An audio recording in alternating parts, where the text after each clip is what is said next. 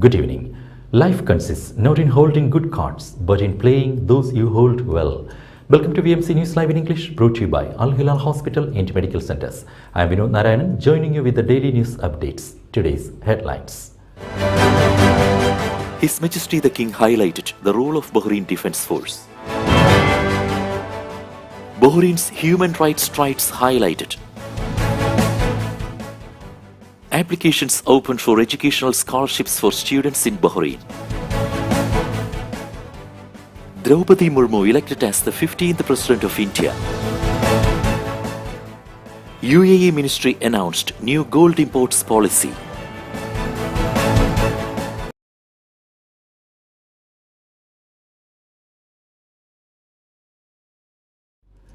News in detail. His Majesty the King highlighted the role of Bahrain Defence Force. His Majesty King Hamad bin Isa Al Khalifa, the Supreme Commander, has praised the BDF personnel's noble duties of protecting the kingdom's accomplishments and ensuring citizen security. The King was speaking as he received yesterday at Al Safriya Palace in the presence of National Guard Commander General Sheikh Mohammed bin Isa Al Khalifa, the BDF Chief of Staff Lieutenant General Dayeb bin Sakir Al Nuaimi. Bahrain's human rights strides highlighted. The protection of freedom and human rights are core values of the kingdom, incorporated in all policies, initiatives and programs, reflecting the vision of His Majesty, said His Royal Highness Prince Salman bin Hamad Al Khalifa, Crown Prince and Prime Minister. His Royal Highness Prince Salman made the remarks as he received Labour Minister Jamil Humaidan and Labour Market Regulatory Authority Chief Executive and National Committee for Combating Trafficking in Persons Chairman Jamal Al Alawi.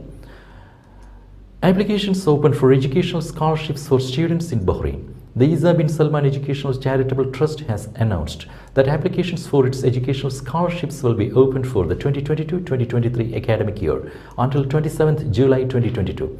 Commenting on the announcement, His Highness Sheikh Isa bin Salman bin Hamad Al Khalifa, Chairman of the Board of Trustees of the Isa bin Salman Education Charitable Trust, highlighted the Bahrain's ongoing commitment to advance the education sector.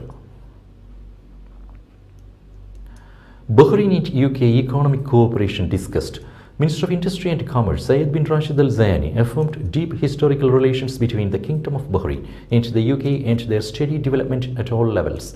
He noted the importance to continue boosting achievements, mainly in the economic field, to achieve the aspirations of the two friendly countries and people. This came during a meeting with British Secretary of State for International Trade Anne-Marie Trevelyan.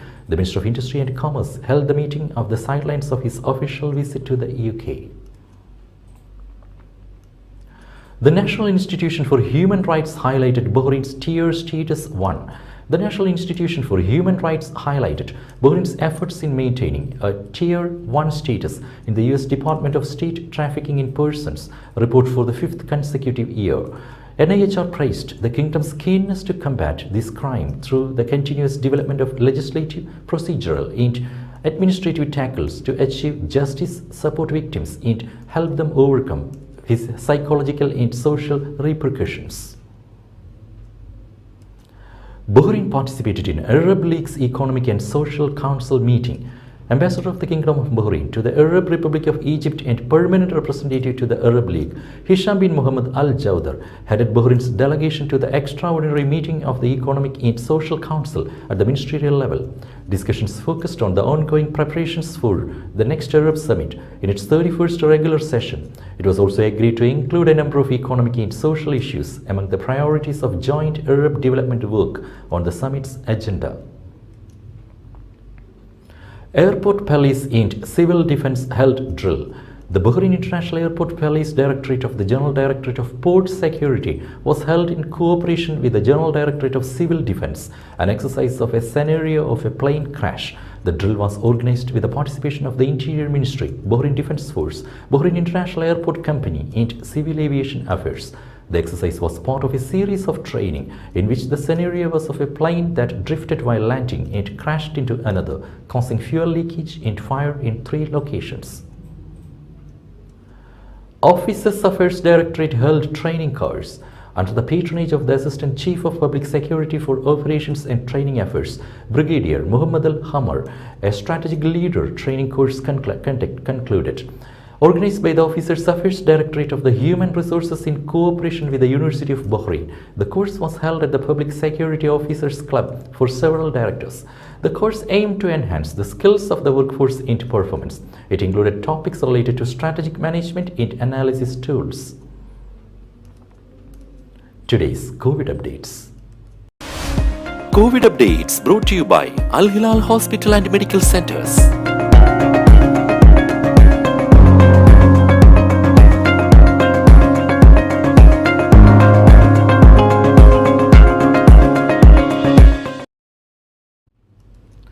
Draupadi Murmu, elected as the 15th President of India. Draupadi Murmu has been elected the 15th President of India on Thursday. She is the first tribal President of India and the country's second female President. Soon after being elected as the head of the state, Murmu took to Twitter to express her gratitude to her colleagues in choosing her as the presidential candidate. Now we will be back after a very short break. All your favorite products under one roof in Bahrain. At 27-year-old Megamart and Macromart. Bakery, fresh meat and fish, fruits and vegetables, sweets and snacks, ready-to-eat foods, dairy products, grocery or consumer goods. Megamart and Macromart, full of goodness.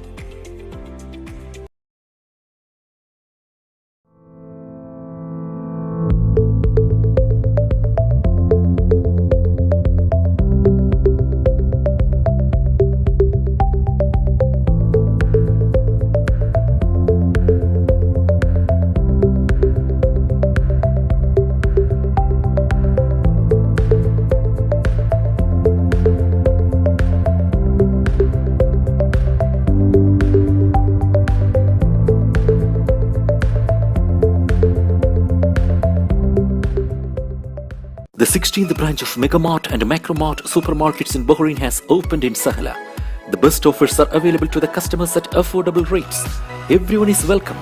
During and around the opening day, a variety of fish including salmon, meat and dairy products, roastery, frozen items, food and non-food items, groceries, fruits and vegetables, electronics, garments and ready-to-eat food items are available to the customers at affordable rates. Hearty welcome to all. Megamart and Macromart, your favorite shopping destination. Welcome back. UAE Ministry announced new gold imports policy. The US Ministry of Economy on Thursday announced a new policy regarding the responsible sourcing of gold for importers, and refiners and violators could face a penalty of up to dirham 5 million. The new regulations for responsible sourcing of gold will apply to the companies working in the field of gold refining, recycling of gold products inside and outside the country, precious metals and gemstones trade sector, which are classified as designated non-financial businesses and professions. There are currently 28 precious metal refineries operating in the country. The new policy, which will come into effect from January 2023, is in accordance with the guidance from the Organization for Economic Cooperation and Development and its corresponding protocol for gold. Under the new regulations, companies violating the rules could face dirham 50,000 to dirham 5 million penalty for not adhering to the new norms. Violators could face jail terms as well.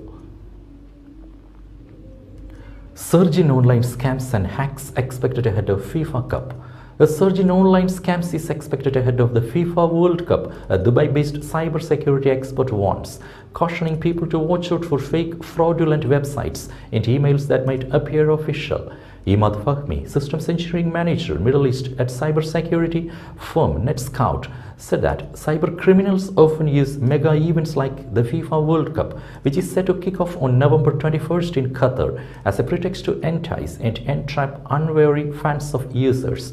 While sustaining connectivity throughout a major event like the World Cup can be a challenge, the bigger challenge is to keep user data safe.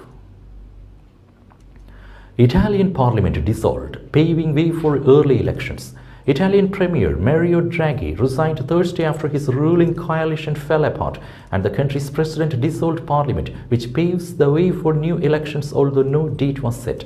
President Sergio Mattarella said the new election must be held within 70 days under Italy's constitution, Associated Press reported.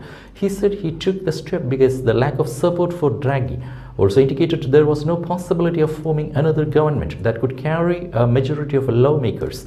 Parliament's 5-year term would have expired in March 2023.